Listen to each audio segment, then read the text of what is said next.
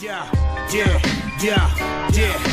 Take a look around you as you make your rounds. This symbolism embedded in every block in town. You got your Starbucks with the siren straight from Greek mythology. As a woman on the logo, lure you in, that's a psychology. The Christ.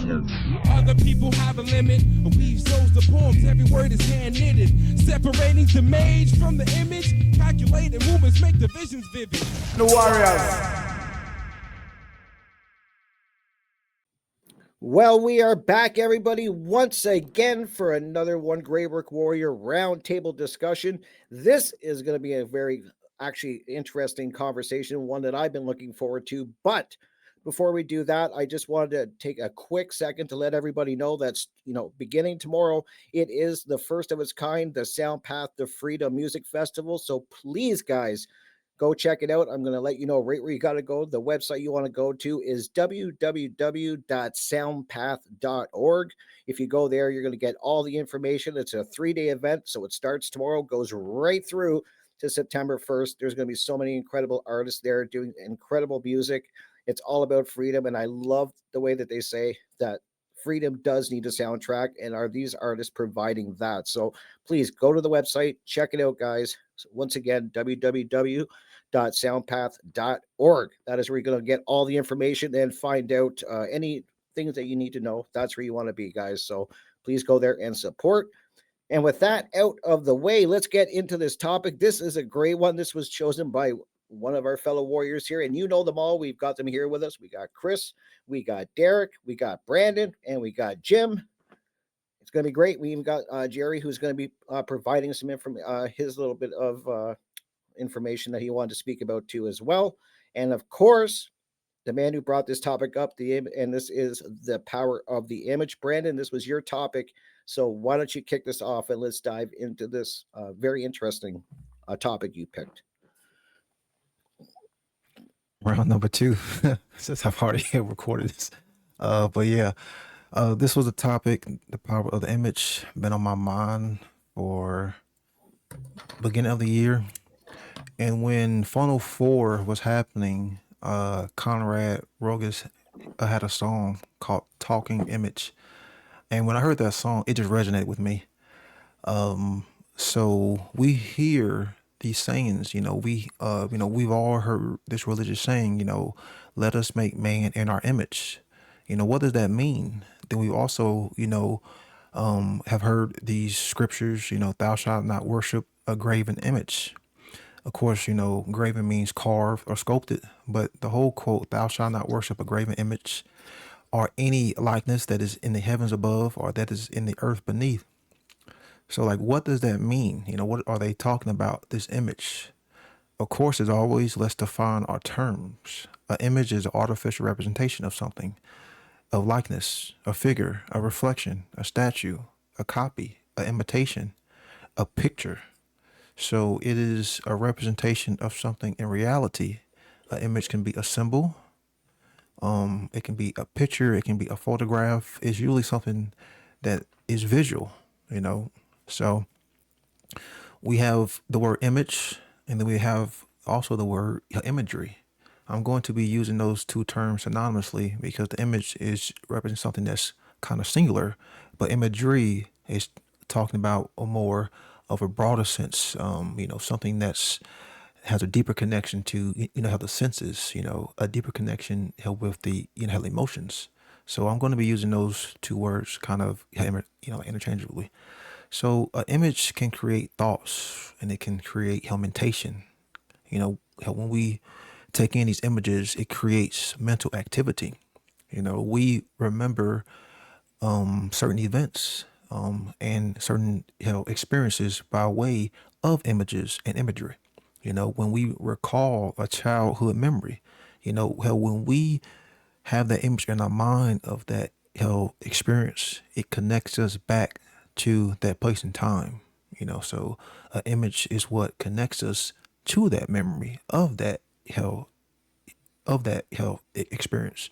Even when we dream, we don't usually remember the words or conversations, if that even happens at all. It is the image that that we will recall. And we have these sayings, a picture is worth 1,000 words. You know how that was in like the late '90s, or early 2000s. You know when we had the Polaroid, cameras, and then you would have to, take the shit to, how the CVS or Kroger to get the pictures, developed, because hell again those images create helmentation, and there's so many thoughts that are created within the mind, so many different words, so many different concepts, so many different ideas that will come up with just one image. And a lot of times we may not be able to describe a certain thing, we may not be able to describe a certain experience, we may not be able to describe in detail how we feel, hell about something, but we can use that image as a symbolic representation, for a deeper understanding of what we are trying to say, what we are feeling, and how we are trying to express ourselves. So that's why the image is a powerful tool, because it is a means of communication and also a means of how we express things, of how we express ourselves, how we communicate and express things to others, and how we, communicate and express things in reality. So, imagery in and of itself, it helps penetrate the right hemisphere of the brain, where creativity lies, where art, the imagination, and our expressions lie dormant. And I say lie dormant because we all have that potentiality. It just has to be tapped into. It has to be awakened. And imagery is one of those powerful tools that can help us, if we are kind of lax in our creative, artistic, musical side. How just like symbolism can, well, that would fall under like imagery, being able to tap into that creative mindset, because images are a part of our lives. We've had images for a very long time. When we had the myths and the storytellers, you would have the orators who were the wordsmiths, who would use the words to convey images in the youth's mind, and like into the listeners' minds.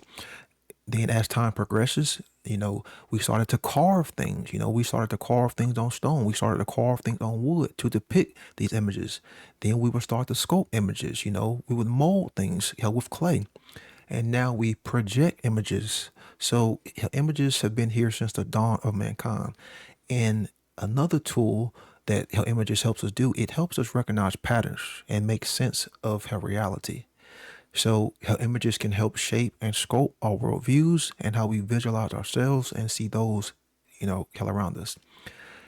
How images are a means of us to connect, just like most of the creative outlets are, just like music is a means of us to connect, just like art is the means for us to connect. How imagery is another means for us to connect. And as many, I'm sorry, and connecting with others, connecting to past experiences, connecting to reality itself. And images also help us see the bigger picture, being able to step back and see things from a different perspective, getting us to put ourselves in other people's shoes. So images help us shape our perception and how we view a lot of things, allowing us to have a more integral experience. And I'm gonna pass it on to Derek. Oof. Yeah. So, thinking about a lot of things in regards to images and imagery and, picture, motion picture, right? And where am I broadcasting from? La Ciotat. And if you're familiar with the Lumiere brothers, you might have learned that, this is the place where they filmed apparently the first ever, quote unquote, motion picture, live film type of thing, titled The Train That Arrives in La Ciotat. Le train qui arrive à La Ciotat. Mais oui, les amis, in the place to be. And yeah, it's just interesting feeling some inspiration from that history, being out here for, geez, like 8 years now. Um, it's cool. And yeah, this place is so picturesque and like you paint a perfect picture like Bob Ross or someone, like how can you emulate nature to such a perfect degree? And yeah, Brandon, I hear what you're saying with the definition of these things and how it's like we're making a copy of what's already there in a sense, yet how much of that is, what is it, the simulacra or the simulation of something that of the original, right? And we see though that being manipulated beyond belief against us, right? In regards to twisting our perspectives and worldviews, right? Because that's so important, right? Uh, one's perspective in their worldview. Are you able to have a objective perspective to see the objective reality of this world, to understand the objective truth of these things, and to be able to navigate in this life with objective morality, like moral principles that are just, it is what it is, and this is how we operate. It's,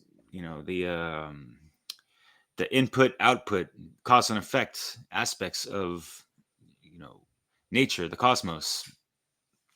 So when we see all the abundance of, what our eyes can behold, right, it's it's so beautiful. And I'm thinking about, perspectives in so many different ways, and like the angles of how you see things, right? I picked a image where there's like a waterfall, but then there's like, the water's, flowing over the rocks.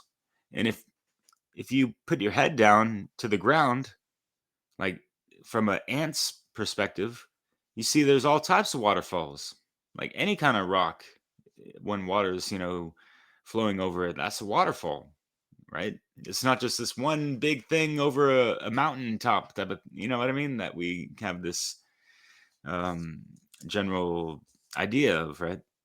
So, and I see that also, and thinking about this, I had a chat with someone years ago of just like, yeah, man, like I sent him, or he commented on the picture of, a view I had from my apartment with the sky and some of the clouds and this and that. It's like, oh yeah, you see those clouds and yeah, yeah, yeah. It's like, yeah, I can see that. But imagine if you're like even like 50 meters to the left of where I'm placed at, you're not going to see the same type of cloud formations. They're going to be a little bit different.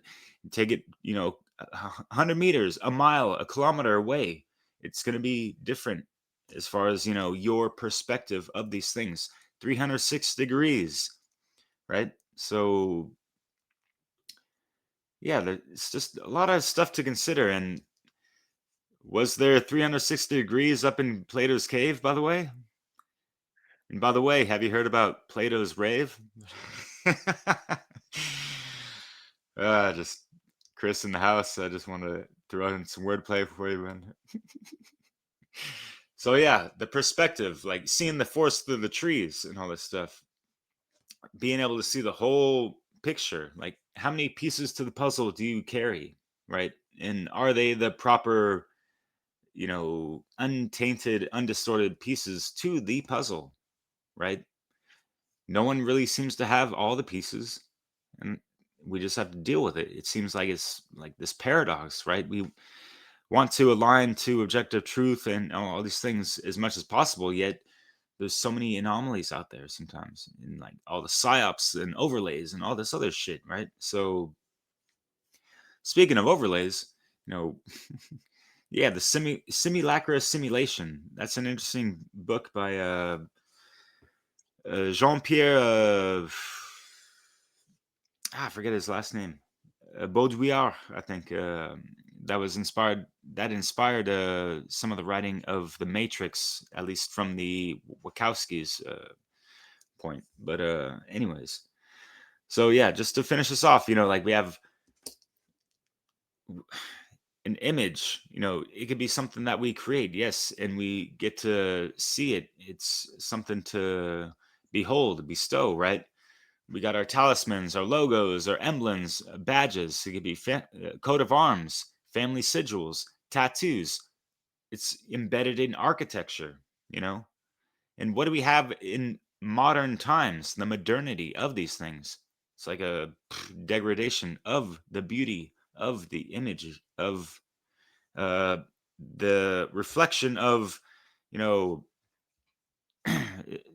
finish with this as far as human beings. And yeah, it's, you know, slathered on in religious sentiments, but God created man in his image and this and that. And we have so many statues since antiquity that depict that.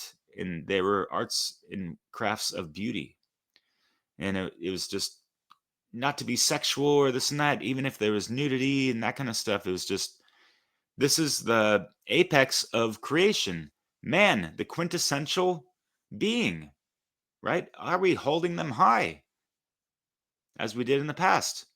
I don't think so as much as today. Things are watered down and modernized, and unfortunately, just like oversaturated and all this mess. And we have the digitality of things. But anyways, Jim, how you doing over there on the East Coast, man? All right. Thanks, Derek. Thank you guys. When I was thinking about images, how images don't show the whole picture.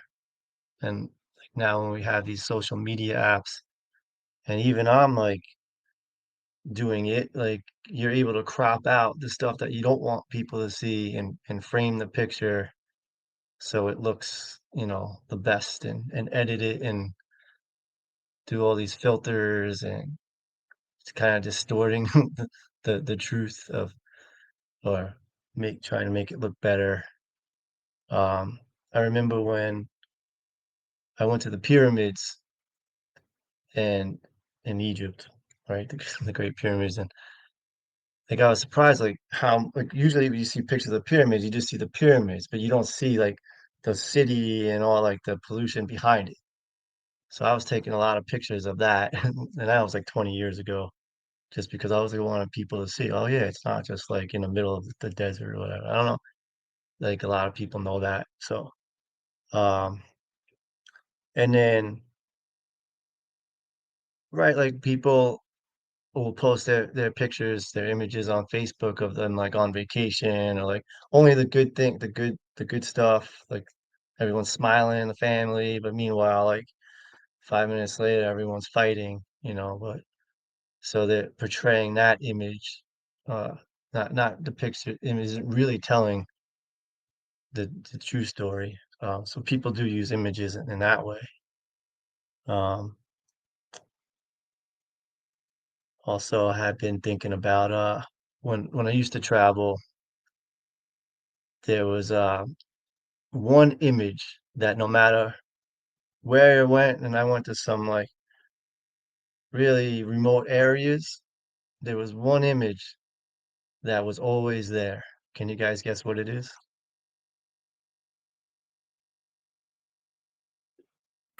Mm, All right, Jesus. guess The sun. Coca-Cola. Coca Cola. Coca-Cola is everywhere.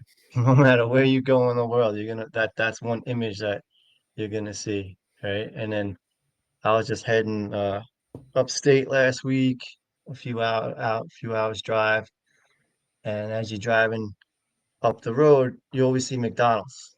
Look, like so logos are always a big part of like images, like imagery we see in our life, and reminders of like we all have kind of memories of these companies and corporations. But um, so as you're driving through the forest, you keep seeing these patterns of culture at the rest stop, the food exits, right, for McDonald's and all the other restaurant, and those are like symbols for food, and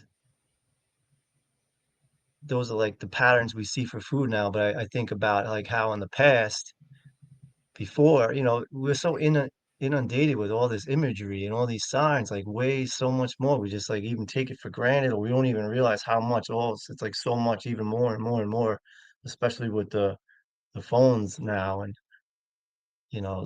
social media and all that. There's so much of it. But back before even television and a couple hundred years ago, people weren't so inundated and they recognized patterns in nature for food. So they knew like which mushrooms were okay to eat or which plants out in the forest were good or were poisonous or not. So they were able to keep those images in their mind and remember them. And they had to know those patterns to um, survive. And it was good for their health and all that. And I was looking into that a bit. Now there's like a new term called plant blindness, where people can't even like recognize like food or medicine out in the especially like indigenous cultures that used to always know it. Like now, like the younger generations now, they don't have that anymore, and they're driving down the road and their patterns of they're seeing as far as imagery for food is McDonald's and all the logos for like those fast food places. That's like those patterns of culture have replaced patterns that you could see in nature. I uh, just something I thought that I'd speak about, like logos and that, um, how much we're affected by logos and then we're always, we're making thumbnails and we're trying to use these imagery to get our point across as well. So yeah, it's an interesting topic. I was curious to see what Brandon was going to say, and it's like I said, something that it's just like such a part of everyday life that's like you don't even like think about it. Um, yeah, one last thing is where I live on Long Island, and I think it's because I'm on Long Island, because I don't think every state has this, but I can play a game where I can drive down the road and get for a minute without seeing the American flag. I've never been able to do it. I can't drive down the road without seeing an American flag somewhere like within a minute. And I think it's because of 9/11, because and like a lot of people are affected from that around here. But ever since 9/11, there's every gas station has like 20 American flags. It's like there's American flags everywhere. So, I don't know. It's just imagery that's just as you're driving down the road, it's like just things that I'm seeing all the time. So I'll pass it to Rick.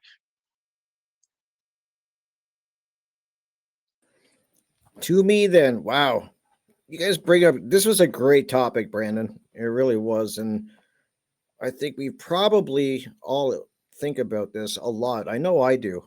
I always think about imagery and the power of it. I don't know if that's because of the artist in me or something. I don't know. I just find imagery really interesting, especially yeah, I think that imagery is so powerful when you really think about it. You guys have all made great examples so far of what I'm thinking of the power of imagery, and I would say probably in this realm, imagery would be one of the, if not most powerful, when you think about it. And Brandon said it at the beginning, like these.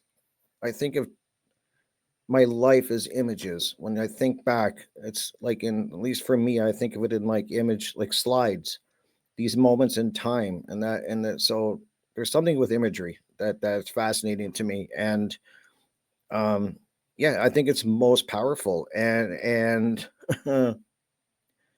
geez, I just and how I know it's most powerful in this realm is because they wouldn't be spending the billions and billions of dollars every year on manipulating and putting images out for so many different things. And when I think about imagery, Jim brought it up perfectly with these symbols and stuff like that. I have to say, Jim, that you're bringing up the flag, and I think every country is kind of like that. The Americans are really big with the flag, but I have to say, here in Canada, I was just been noticing over the last probably 6, 7 months, kind of like when you brought it to my attention in one of our discussions, we were talking about like, the flag image. And I said, in Canada, I don't see a ton of people with flags in their properties and stuff, but that's changing. That really is. Like now, even in my own neighborhood, I'm seeing Canadian flags everywhere. It's really something that's growing here. At least in my area of Canada, it wasn't a big thing, but it's definitely happening. And that's a powerful image. Your flag, the flag of your country. Think about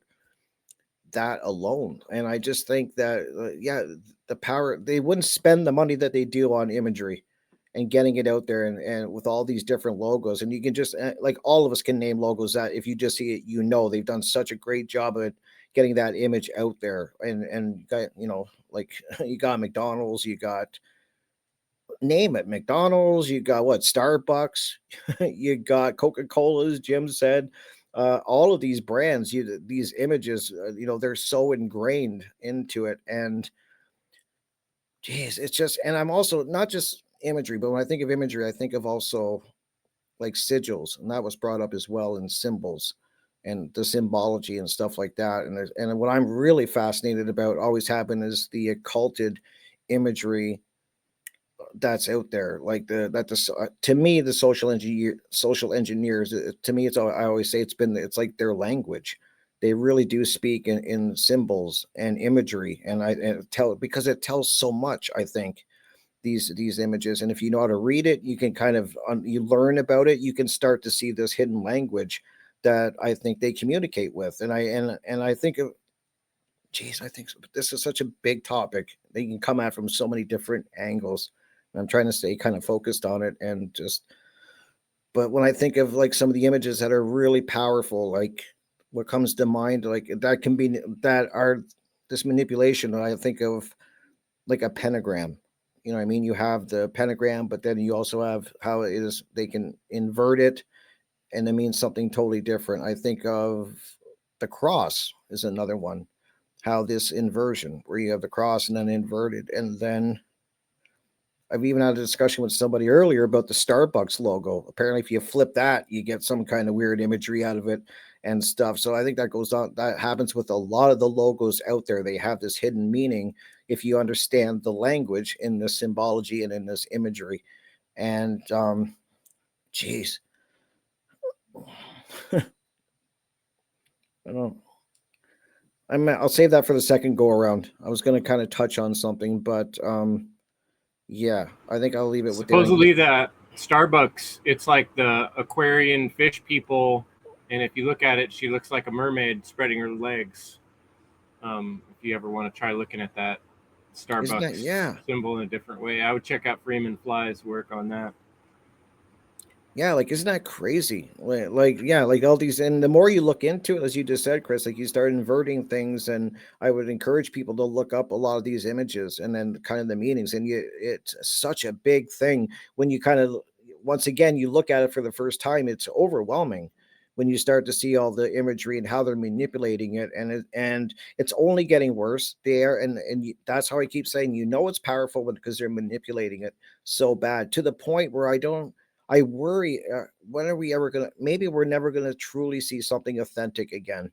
That's what I worry about. Like they manipulate it they've been manipulating it so much that it's going to be hard to find anything that's authentic, that's genuine, that's pure.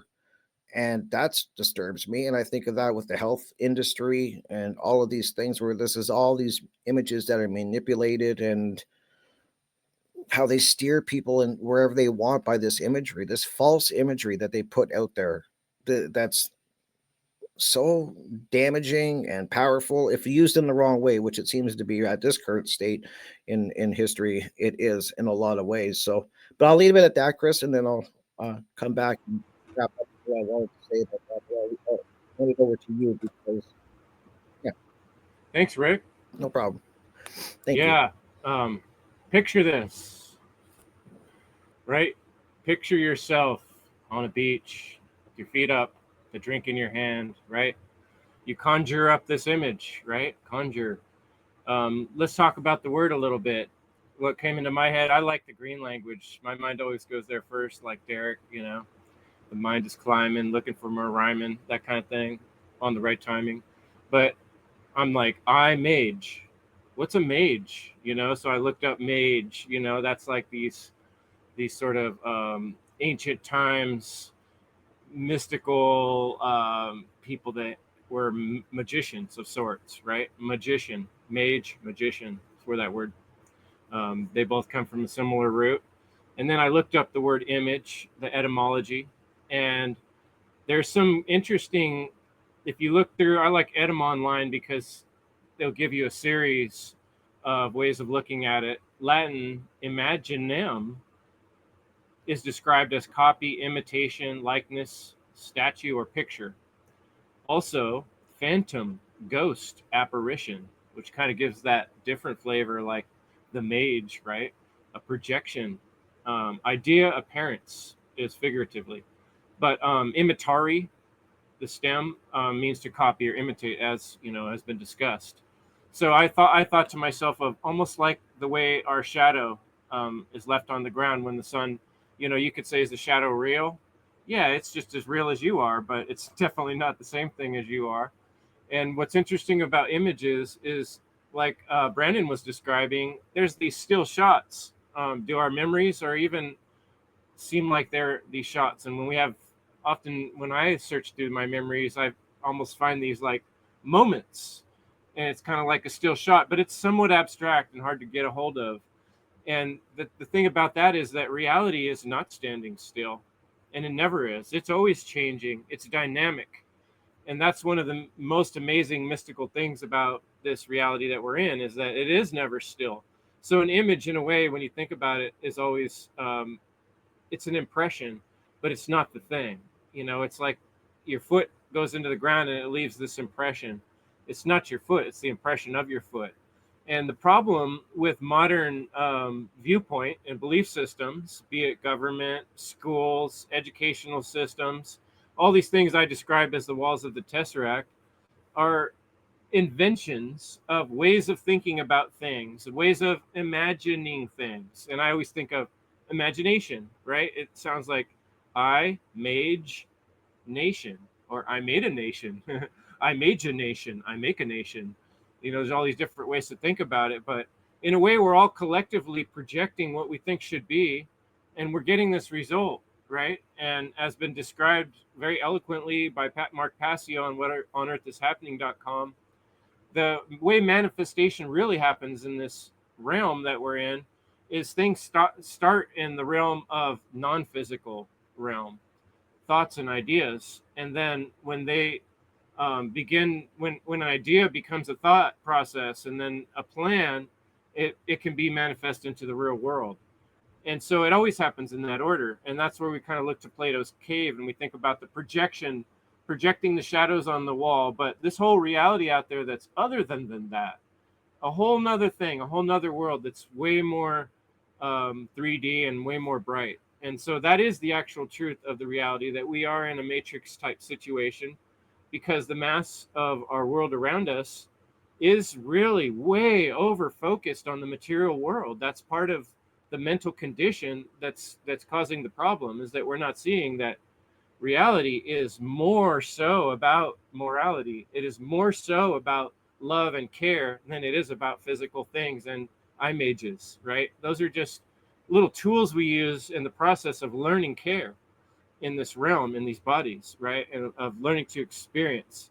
And so, it just brought to mind too, like, remember in Crocodile Dundee, and he talks with the Aborigines, and he's like, I'm on a dream, he's going on a dream trip, right? They call it dreaming, right? And if you look that up, that is not just Aboriginals. People who live close to the land have many different practices that are forms of bringing about this dream-like state of mind through drumming, through shaman practices, to sort of get in touch with nature and reality and dream even stories from past generations and retell stories. I think this is a more positive way to use our imagination. We work together and share the stories of our past generations. And when, the guy got killed by the lion because the moon was going down, and that passes on a lesson to the next generation, and they're thinking about it, and it's stories about grandfather, and you know what I mean? We're all tied in, we're all integrated like the tree of life. But our modern world, everything's all cut up in these belief systems, and you can just watch images all day, left and right, every side of your cube, and none of them are the real thing. None of them are the dynamic, real, moving energy that is life, that is reality. They're just pictures, and they're still. And so that was the main point I wanted to make, that the difference between the natural type of imagining and dreaming and the type we're actually experiencing, which is more of a hypnotism trick of mind control, of getting stuck in belief systems. So I think we're going to send it to Jerry, and then when Jerry's done, we'll go back to Brandon. Hello, guys. I am ready to give my talk on the power of the image. So, images. We first started using images when we were cavemen, and we drew images on the wall, and that's how we communicated with each other, because we couldn't talk yet. And we also use symbols to communicate messages and truth, and pass it down through information, through generations. That way the information never got lost. Or some say that we drew images because like I said, pass down knowledge throughout generations. Because information is that important. So with images, they are used in marketing, and they can be photoshopped, and images are powerful. And I'm going to give an example or two examples of how powerful they are. Emmett Till. When the images of Emmett Till was released, that ignited the civil rights movement, a revolution. And also when the images of, what's his name, the person basically that started the Black Lives Matter movement, that all came about because of images. So they're very powerful. George Floyd was his name. Okay. And well, images can be used for good or bad. And in the bad sense is that it can be used to indoctrinate, to use for brainwash. I mean, I would just say for people to be a part of the herd. For example, during COVID, or they can use it for blackmail. You have politicians getting caught doing things that would ruin their career, essentially. So, I mean, so yeah, very powerful stuff. And right now I'm talking mostly about the external image. I want to talk about perception. So I saw this video of someone who was pretending to be Barack Obama. It was a TED Talk, and people treated him differently because people saw him as the president. But as soon as he stopped pretending to be Barack Obama, as soon as he stopped dressing as him, and he was being himself, people stopped treating him like a president, with, I guess, putting him on a pedestal. And instead, they didn't really pay him any mind. And that is unfortunate. Or, I mean, that just goes to show how powerful the image is. And so be wary of how people present themselves. And I guess the what I wanted to say when I mentioned that is, it's crazy because,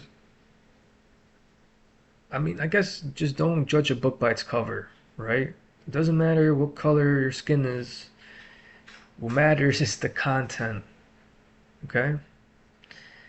So I'm sure there's something else important here I wanted to say, but I'm just going to keep moving on. Yeah, I would say dress how you really feel inside, dress authentic. Don't be copying people or dress. I mean, just put some care into how you dress. That's going to go a long way. It's going to give you confidence and just lift you up.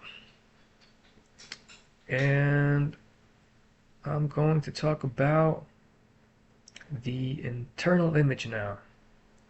How we look at ourselves internally. So, me, for example, there was a period of time where I thought badly or wrongly about myself, and that didn't get me anywhere. So, I'd recommend kind of speaking to yourself kindly and start picturing yourself as someone who's strong and successful, right? And I would just also mention something very powerful is the imagination. How as kids we have a lot of imagination, but later on in adult life we kind of lose it, perhaps through indoctrination, but it's important to have the imagination because we can't change the conditions that are here without the imagination first. And I read The Power of Imagination, or actually listened to it, by Neville Goddard, and I almost fell into the trap of the law of attraction, right? That's portrayed by The Secret, and I had to get back on track to understand the real law of attraction, which is as you think, so you feel, and so you act. So it's very important to act. And there's a good quote I heard while I was doing research by this photographer. I think his name was Devin Allen. I mean, I'm not too sure, but he said if he's talking about photography, he said, capture, and I'm just kind of, this isn't word for word. He said, if it's going to change history, capture it. He's talking about the image. So that goes both ways, externally and internally. And what else do I want to say? I'm sure there's something. Yeah, I think that's all I wanted to say. So, yeah, if you have any more questions, you can reach out to me and just be mindful of what you're consuming, right? So let's stop consuming as much, start creating. Peace. Thank you, Jerry. Um, as Rick was talking, um, the idea came into my mind. It's not even an idea, but it seems that images have a deep connection with our unconscious. Obviously, because that's why they're so powerful. That's why we remember our experiences, our dreams by way of images. And of course, our thoughts, that long term memory is stored in our subconscious slash unconscious. So earlier, I was talking about the orator and having those skills, being that wordsmith and having that verbal judo. Well, like I was saying, in ancient times, how having a honey mouth was considered a gift. It was a wonderful gift. It was an art because it allowed you to take speech and use myths and storytellings and be able to elaborate and embellish to sell these stories, to plant these stories in the listeners' minds. I always called it the great grandfather energy. Chris has it. How Manly P. Hall, how had it. Being able to talk about these stories and these allegories so that the listener can see these stories, can see the characters, can see the scenes, can see and visualize these scenarios to where they actually feel as though they're engaged in the story. They're actually engaged in the myth. Just as though, you had the scribbler, the poet who could write these words down on paper in such a fantastic way that the reader is envisioning these poems, envisioning these hell scenarios. All the great poets of old had these skills, all the great writers, all the great orators. And one of the greatest inventions of all times, and I would say possibly behind the internet, and I would say this is possibly would go down as one of the top 3 inventions of all times, which most people don't even talk about it that much, is the magic lantern. Laterna Magica, the image projector. And the reason why this was such a transmutative creation is because you could take an image and project it onto a wall. You could take an image and project it onto a screen by using, her lenses are one lens and a form of her light source. You had a transparent picture, you had a transparent image, you had a transparent painting. We all know what the magic projector is because if you go into any form of schooling in the past 200 years, they all use projectors. We all remember those old school, projectors, and you will have the translucent image. You have to put it upside down and it would display a image. Where do you think we've got a lot of our cameras and movie equipment from? The Laterna Magica was created in the 17th century. The original creator is still unknown, but it is speculated that it was created by the Dutch inventor Christian Huygens. My Dutch is extremely terrible.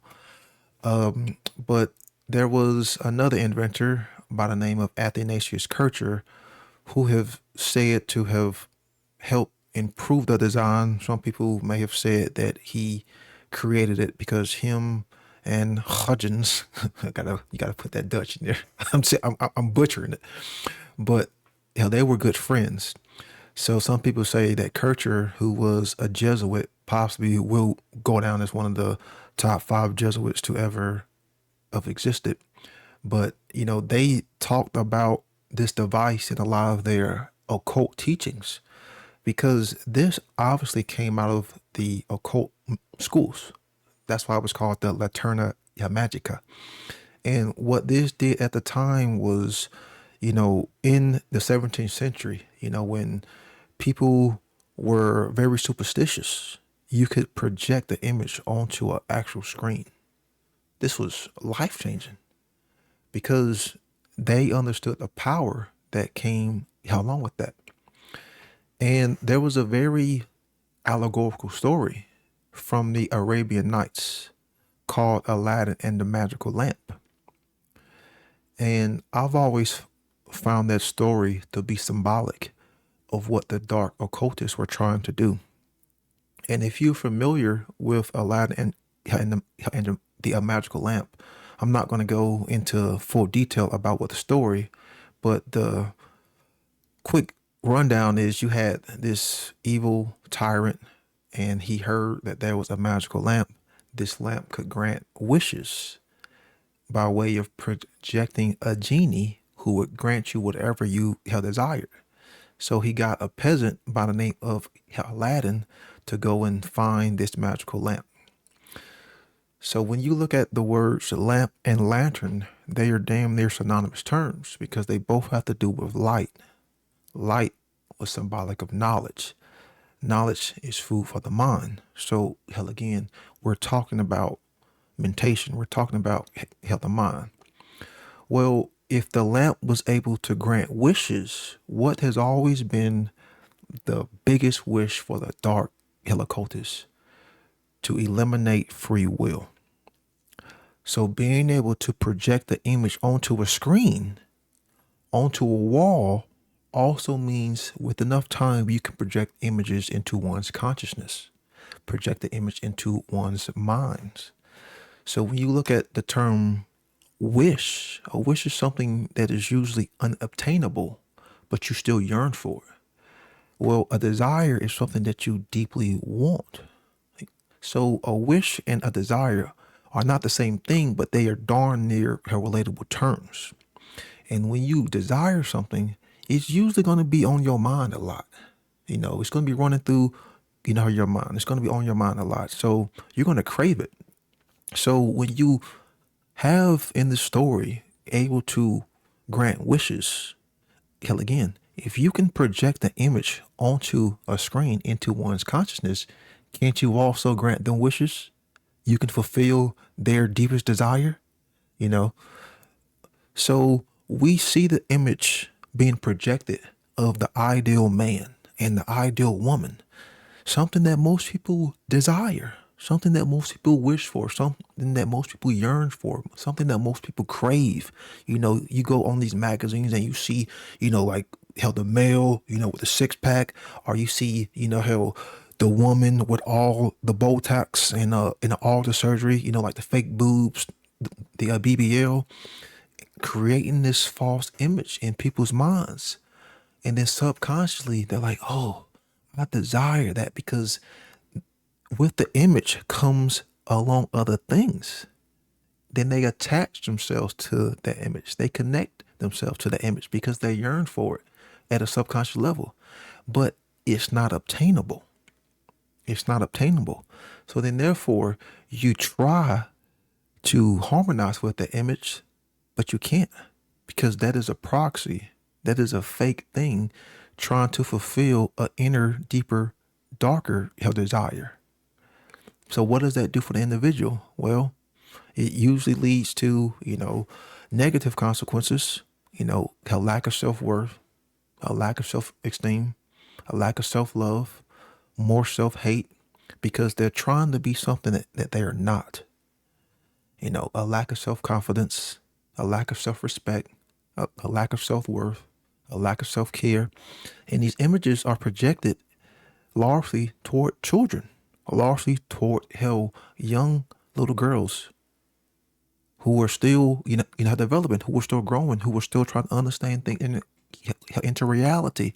But again, that magic lamp can grant you that wish, can grant you that desire. But there's always a catch. There's always a catch. Then that young mindset sees this image and they're like, oh, I want to be like that. Oh, that is me. That could be me, because I'll get all the likes. I'll get all the validation. All the guys will talk to me. All the girls will talk to me. I'll get all the views. Then you go and try and imitate and be that, and you fail. That's why I say Laterna Magica has been one of the greatest inventions ever known to man, because these images that we are seeing are being directly projected into our consciousness now at the level to where we have people who are surrounding themselves by these images, to where they have created a matrix-like scenario where they can't even tell the difference between what's true and what's false, because the images are all around us at such a degree that's even worse than it was 20 years ago. Think about it. During September 11th, like Jim talked about, we kept getting flashed with certain images. Bam, bam, bam, had repetition. Traumatic like images. That was back then. Now we have images at the access of our fingertips. Hell, I bet you can go a day and you see over 1,000 images. Hell, the average person, because they're everywhere. So what images are we taking into our consciousness? Are we taking positive images that can uplift, that can change and influence, our behavior, that can influence and inspire our consciousness toward freedom, toward morality, toward the goals that we say we want? Or are we taking in negative, violent, hypersexualized, toxic form of imagery? The whole TikTok shorts, images that don't lead to what we say we want. Again, all of this stuff matters because we have to pay attention to what we take into our consciousness, because all the information that we take into our mind is food for the mind. Just as though we can eat healthy food and take in healthy forms of images and healthy symbols, we can also take in negative or detrimental forms of, symbols, of pictures, of, images. So it all begins with a choice, because if we don't use these images correctly, then we will misuse, then next we will abuse. Because there's no such thing as, like, the image in and of itself isn't good or bad. Like, imagery isn't good or bad. It's what we choose to do with those images, because we can still learn from some of those traumatic, negative images to a degree, but we shouldn't have them flash, like how in our minds 24/7. That's why when you watch all of those Hollywood videos when they're talking about mind control, what's one way that they take a normal individual and they turn them into that mind control slave? They flash them with all of these violent forms of imagery 24/7. Bam, bam, bam, bam, bam, bam, bam, in a repetitive like mindset. Because again, there is a deep connection with imagery and our unconscious.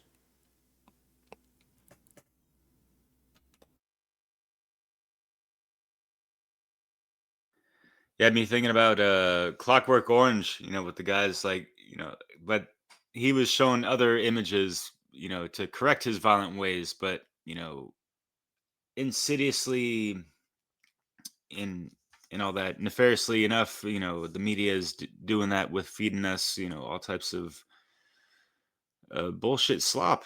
And we have the AI generated slot machine going on. It's not like a dime a dozen images per minute or second. It's like a dime a thousand now. But, you know, folks that have a proper consciousness, like Chris, is using those tools for the, proper usage. Uh, wow. Wow, Brandon. That was a really cool thread you brought up in regards to, yeah, the lantern, the genie, the projections, and this and that. And it's just the whole part of the mind control. And it's like that next step, like showing the distorted images or things that, the controllers want us to see, to kind of craft and carve out our behaviors to their desired effect and that kind of stuff. And yeah, it's sad that I mentioned this in another Warriors video of, children grow up, they can name, a bunch of, corporate logos, but they can't name 10 different trees in nature. You know what I mean? So there's a disconnect from nature there, right? So yeah, imagine, right? Yeah, Chris, uh, I'm really glad you did that play on words with the Magi Nation, right? And yes, we cannot separate the mage from the image, and this is not a scrimmage. This is real life, y'all. So we're here to awaken those dormant senses. And what have I done on my channel, AwakenYaMind, with the audio visual aspects of my work is to that desired effect. Because I do recognize a lot of power in the images. And that's kind of what I'll admit this straight up, guys, that, like, yeah, the images have taken hold of me a little too much. And I'm overly captivated by them to the point where I choose watching videos over reading books. And this is a bad habit I've had over the years, because I remember growing up reading books and just letting the imagination soar, and like you're having images in your head when you're reading words, right? That's it's that's magic, right? So yeah, things to appreciate on the positives. Take heed on the flip, because we all know that the controllers love to pervert and invert all that is good and just, that is there as far as, conscious human expression, right? So, yeah, look at all the colors, man. Holy shit, like have they not spent billions into, the R&D, research and development of Oh yeah. pinpointing, the airbrushing of magazine images, photos, and color coordinations and all this stuff. But this is old news. Like we can take it to the tarot. They had specific, especially the Rider Waite tarot deck. They had specific colors, because they understood on an occult level what colors represent and kind of what they allude to. They give off a specific type of frequency, vibration, right? And we can interpret that collectively, right? So, yeah, it's just, is that not powerful? Have you guys not looked at any kind of tarot card and be like, wow, yeah, that one image is telling a lot, you know? And what's the most watered down phrase that we've heard? A picture is worth 1,000 words, right? What words are being accurate to the actual image sometimes, So yeah. But yeah, I like Brandon, he said in the first round of how, yeah, images, they can stimulate senses, they can awaken them as well, right? So that's the power I see in what I try to, incorporate in my works, and understand that on the flip side, of course, they're, using the power of the image to, keep us asleep and all that stuff, turn us off, and kind of water down some of our imagination and make us, like, we'll think for you, like that kind of stuff. We'll show you all that, like all that hypnosis crap. And yeah, because first impressions stick like glue sometimes, and that's what part of that R&D that they spend so much money on, of like trying to get the perfect image and like the perfect thumbnail, the perfect fucking like 5 seconds of any kind of video you're gonna click on fucking YouTube and all this stuff. Like, whoa, settle down. What happened to the what we've been talking about for the past 2 years of the craft of the art? Things can be a lot more subtle and just in the moment, happening naturally, organically. It's not just it's like overly manufactured motherfucking bullshit on the assembly line of content creative fucking YouTubery bullshit. Fuck that. So not to rant on for that, but but let's take it back to ancient times, because yeah, Brandon, I'm feeling you. And imagine Michelangelo. Imagine being his apprentice. Imagine just, spending weeks or months, next to him, watching him do his meticulous art and painting. These things took a long, long, long time. And in the digital age, we can easily take these things for granted, right? So, what is our foundation based off of? Who who are the shoulders of giants that we're standing on? And are people taking a dump on them, by the way, sometimes? Because folks need to check themselves and, get more than just some fucking toilet paper and whatever. Anyways, so just going to finish off of, yeah. I wish I could be a proper artist. I can't really draw much myself. I have a lot of respect for those that can do those things, including my sister, Uh, but yeah, thinking about old school animations and that kind of do those older Disney movies seem more authentic than, the more newer modern versions. Like, oh, we have so much technology now, yet it's lacking some of that human element, it seems. And that's kind of the missing ingredient in modernity, it seems sometimes. So stay human out there, y'all. And yes, be the mage in the image that you're trying to see in your life. Write your book of life. All that stuff. It all ties in, all that stuff. So yeah, pass it off, Jim. What's good, yo? Yeah, you were saying how Michelangelo, like how long it took for him to create those images, but I don't think anyone's mentioned yet that when it comes to images, we process them in like a tenth of a second. It's like so fast, and so many times people just see the image and they don't read the story that is alongside of it, right?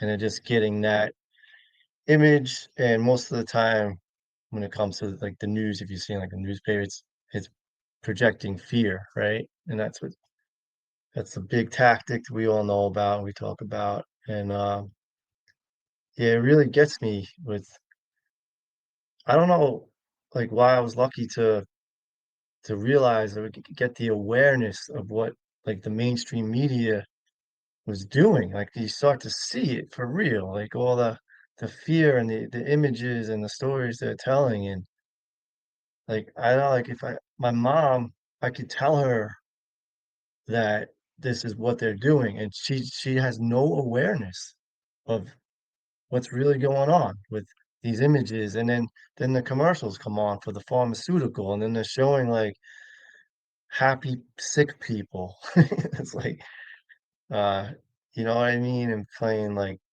the well, that music behind it too, which is another story. We've spoken about music as well. Um, but yeah, like to really have the awareness of what these images are capable of doing is, I think that's a big part of why we're making this video, right? Is to create that awareness, get um so much of it is instantly fear. Like even if you don't want to see it, you're gonna see it. Like if you go into the convenience store or whatever, the gas station, and then the newspaper that's like right there. As soon as you walk in, you see this shit, man. Like especially like the headlines in like the New York Post. It's like crazy. But uh, yeah, it also made me think of that movie They Live, right? Which is like in the 80s or the early 90s that came out. And, like something like that was like so crazy, so like out there and bizarre. But now it's like, yeah, it's like people are waking up to like that, what's behind those images. What are those images really trying to get people to behave and be like Brandon was saying, right?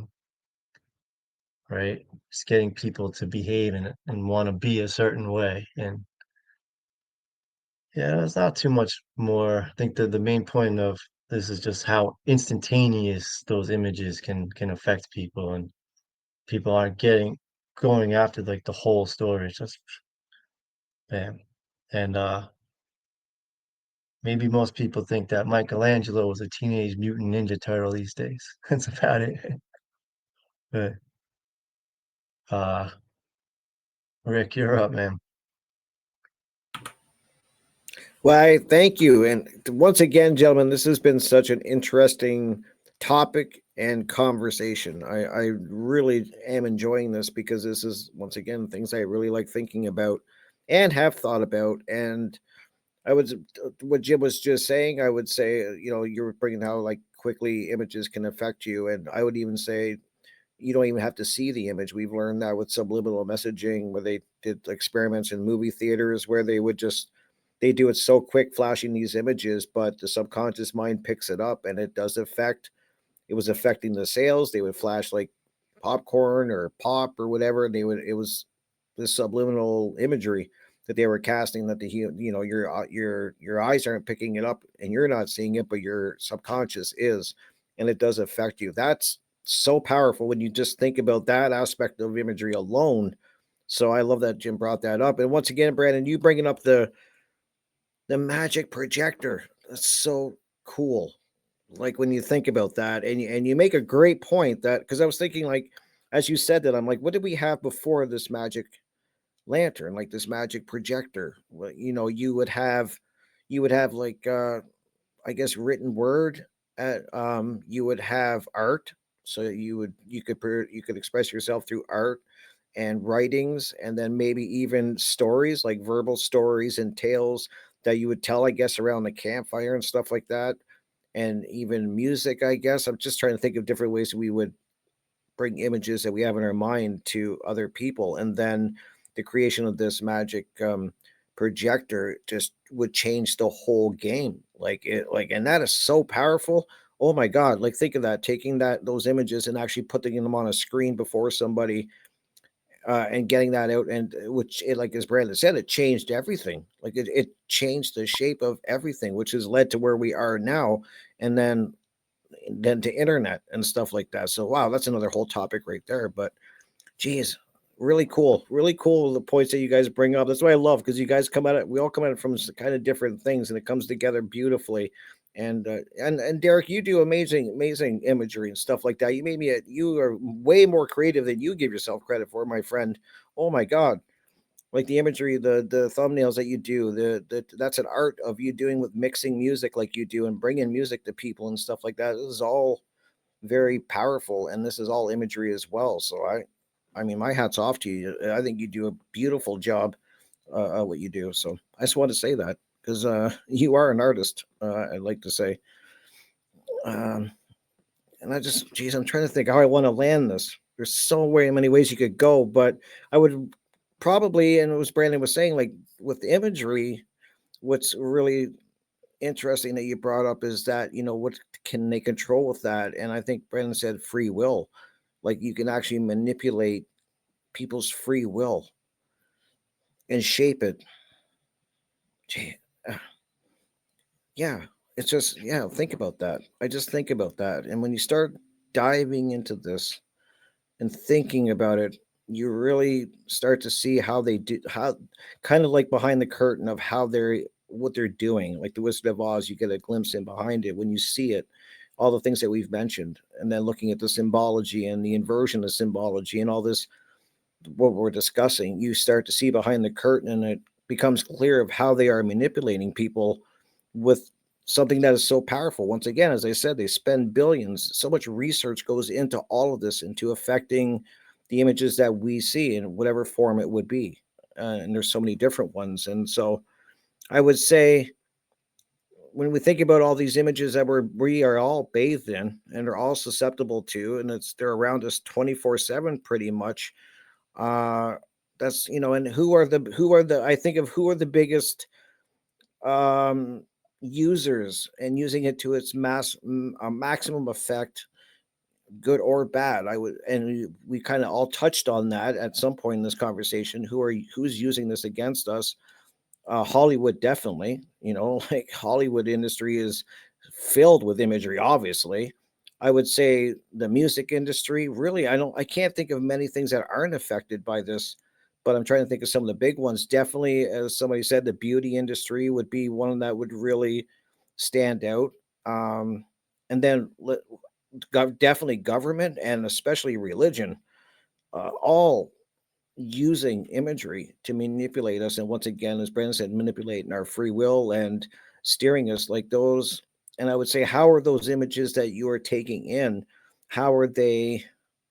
How are they affecting you, changing you, and are you even aware that they are? Like, are you putting any thought into this, that they're even affecting you, and that they do have control over you to some degree? I think awareness is really are really key to all of it, knowing at least what they are using and the tools they are using against us is really important. And I would say then we get back to, because if you want to become aware, this kind of ties into, if you're not aware of it and then you become aware of it and you've built your image on this, on the things affecting you around you, you become aware of how this manipulation is affecting you, and your life, do if that's your foundation, are you strong enough to tear that foundation down and start rebuilding a true foundation, a solid one that's built on obviously objective morality and principles and ethics and all these things that we talk about on natural law, all these things? Are you willing to take down this false image that has been forced upon you through imagery? Once you become aware of how they're doing it and that it is affecting you, are you strong enough to tear that down? That's really a test, I think, and very interesting, because as you guys keep saying, we're all affected by it. And Derek said it too. That's, he used to read more and now he's affected more by watching things and the video format and stuff like that. So we're all all of us, we're all affected by this imagery. I don't know how you would not be. You'd have to, I don't know how you wouldn't be at this point with the way the world is. You're definitely going to be affected by it. So, yeah. Did you build it? Are you strong enough to build it? Like, did you build your foundation on this false imagery? What they're telling you is you should be thinking.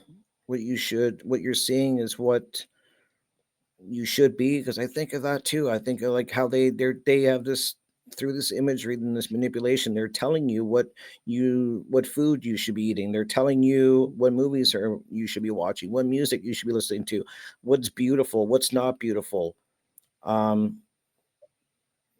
It's really everywhere. And so, yeah, I would then also say, once again, foundation is key. We have to have a strong foundation when it's not built on these false images.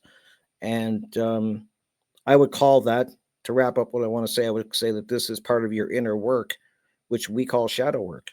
This is so important. Once you become aware of this, are you willing to do the hard work, the hard lifting, and tear that foundation down, that false foundation, and build one solid? I'll end with that. So I'll pass it to you, Chris. Thanks, Rick, because that actually ties in really well with what I've been thinking about, the difference between natural law and human invention. Natural law is pre-existing, inherent, built in, right? We discover principles. We don't invent them, we discover them. Inventors, though, someone like Tesla or some of these amazing people in history, as you were discussing, Da Vinci, had ability to kind of dream and see things other people can't see with their own initiative. And like Tesla described seeing things in dreams, just like I was talking about the Aboriginal dreaming. So when we think about the natural environment, it has its own imagery, the most fantastic imagery of all time: the stars, the sky, the mountains, the world all around us. These give you visceral, emotional feelings. Generations of people staring at stars, whole thought processes and different types of dreaming came out of that, right? And so let's bring it down now, though. I mean, that's all about the aggregate, all of us communal. We're all stuck in these traps. Yes, this is a big problem. What do we do about it? How do we personalize this problem and transmute it and start working towards the solution and be on the positive side of the imagery, getting back to the natural recognition of principles and what is the most amazing imagery out there, right? And I think that thing that Brandon you're talking about, it kind of brings to mind this idea I've called the crystal, right? The divine crystal, our interconnection to the great all. And we can almost see it as our lamp too, because we actually do emit light as beings. We emit light. And so we have the ability to change things in this realm. I'm thinking about Minecraft. My kids got real into Minecraft when they were kids. And when you start off in Minecraft, like if you just delete the whole game, start from nothing, like you got nothing, you're just out there with your hands, right? And you got to like chop at a tree until you can get a piece of tree. And then once you get a piece of tree, you can make yourself a little work stump. And then once you get a little work stump going, you can, go get some, you got to build from nothing though, right? And that's the like what reality is made of, is what I described, the non-material principles, that natural law, the inherent aspects of reality. So we need to go back, strip away all the BS and go back and then ask ourselves, what am I identifying with? Because a lot of this does, we did that talk about the ego. What is the ego?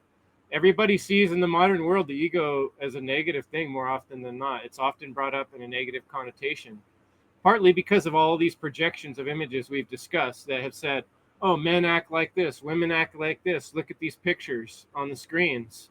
They objectify women. They make men look like liars, constant liars and braggers, right? Who can't really back up their stuff.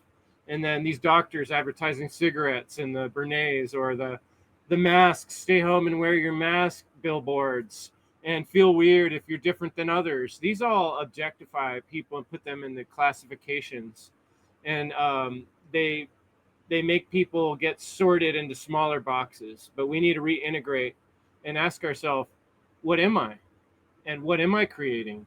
And when we start doing that in a very real way, it's way more difficult than watching images. We're creating our own image of what we want to be, and that is the big lesson of why we're here in this realm. It's like Minecraft. You get to create the story. Yeah, you're given certain cards and aspects, but you get to create now. You get to co-create in this reality by thinking and then internalizing and then expressing through your rhetoric and through your body. I can actually build a house. I've done it, and see the finished product. So we can put things out in the world to make us feel like we're doing something productive, to make us feel like we're part of the natural flow of reality, rather than blocking it and stacking it in corners and looking at it through lenses that are not our own. So my challenge to you is take the initiative, find the positive side of your ego, initiate the change that you want to see in your life and in the world, and don't identify with all those stories they put on those computers and screens and visions and projections. You can see them.